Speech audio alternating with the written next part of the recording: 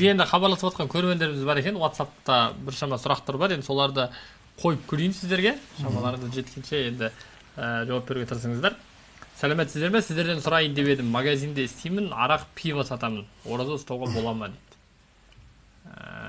Осындай сұрақ бар екен. Енді оған ораза. Енді бір көшеде кім keçсе соны сабаймын, бірақ маған ораза ұстасам бола ма деген әңгіме ғой енді. Бұл да сондай. Бірақ енді ол ораза ұстаса, шариғаттың тілін айтмаса, ораза ұстаса болады. Өйткені оның арақ сатқанның күнәсі бөлек әңгіме, бұның сауабы бөлек әңгіме да. Сұрағым, ораза кезінде үйленуге бола ма дейді Алматылық. Ораза кезінде үйленуге бола ма? Үйленуге болады. Үйленуге болады. Өйткені ораза да дұғалардың қабыл болатын айы. Сондықтан осы айда үйленіп жатса, оны үйленген кезде оның ағайын туысқандары келеді, ата-анасы бәрі келіп сөз батасын береді. Рамазан айы болғаннан кейін 2 жас бақытты болсын, үбірлі-шүбірлі болсын, берекелі болсын, жүз жасасын деп сөйтіп елге, халыққа қалаулы елдің елеулісі болсын дейді ғой. Дей ме, демей ме? Дейді. Рамазан айында айтып отыр. Рамазан айында болғаннан кейін аспан ашық тұр. Құдайдың ашық болғаны. Содан бүкіл періштелер түсіп тұр. Барлығы жазып, әмин, әмин дегеннен кейін, барлығы жабылып, әмин дегеннен кейін. Періштесі де әмин дейді. Сол жерде тұрған періште тақуа кісілер де әмин дейді, басқа да әмин дегеннен кейін.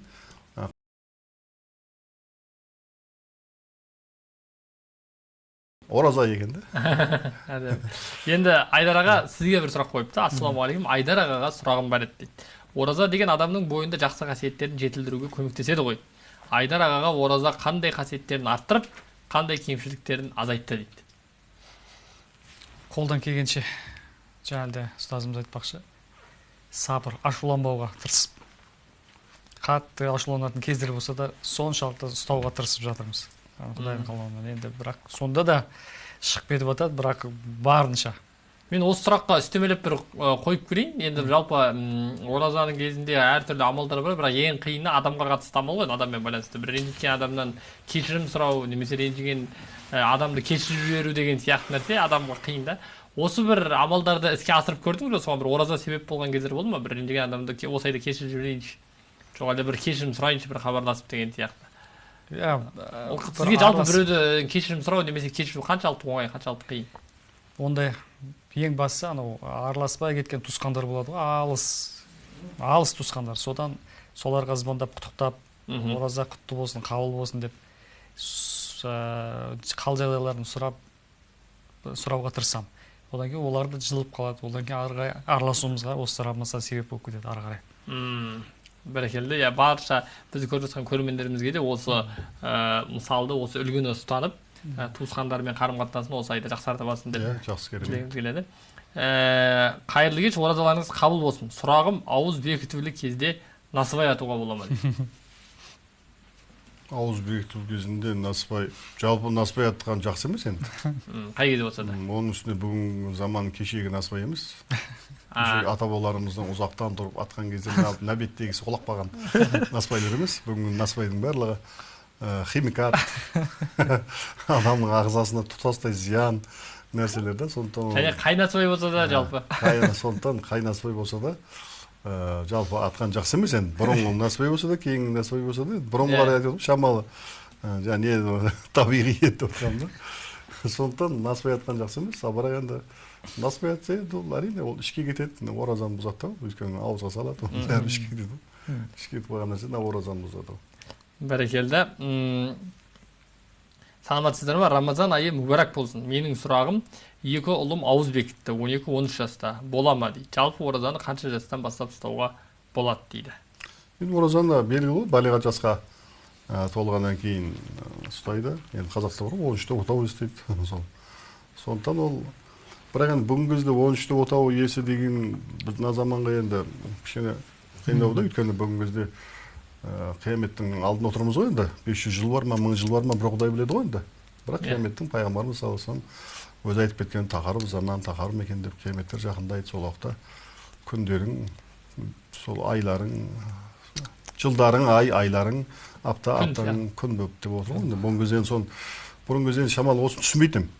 Бұрын 30 жыл бұрын осы мәселе. Бүгінгі кезде түсініп отырмын да, өйткені бүкіл әлем осыны қазір мойындап отыр.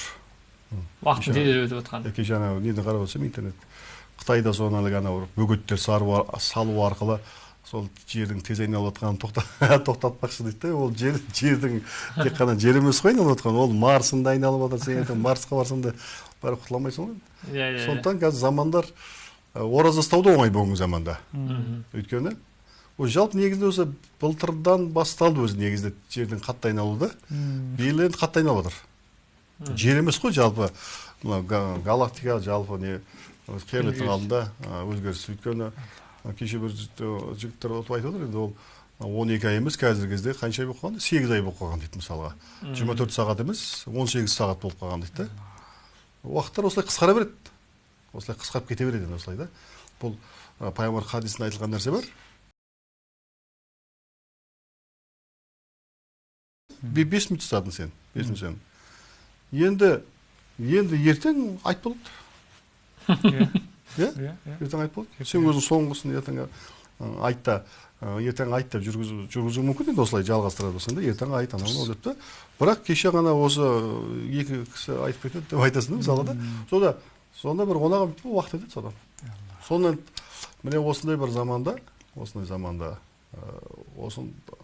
дұрыс бағалай білу керек та. Уақытты дұрыс бағалай білу керек та. Осылай кете береді, тоқтамайды да. Ол тоқтамайды болды. Енді келесі жылдар тіпті 10 жылдан кейін бұдан да жылдан болады да. Өте жылдан болады, тоқтамайды. Келесі сұрақ, қайырлы кеш, ауызды күн ұясына батқанда аша беру керек пе? Әлде ақшам намазының уақытында, яғни кестеде берілген уақытта ашу керек пе дейді. Енді ол күн ұясына батқан кезде ашу керек қой, бірақ күн ұясына батқан уақытта сол батқан уақыттың барлығы сол неде бекітілген ғой енді. Сондықтан қарап. Кестеде бекітілген. Бірақ енді ол сіздің тұрған жеріңіз шамалы ол кестеден шамалы ұзақтау жерде болып күн батпай тұрса, әрине ол әуелі күннің. Енді былайша айтқанда парыз етілген нәрсе кестедегі нәрсе емес қой. Бәрі күннің батуына қатысты нәрсе ол.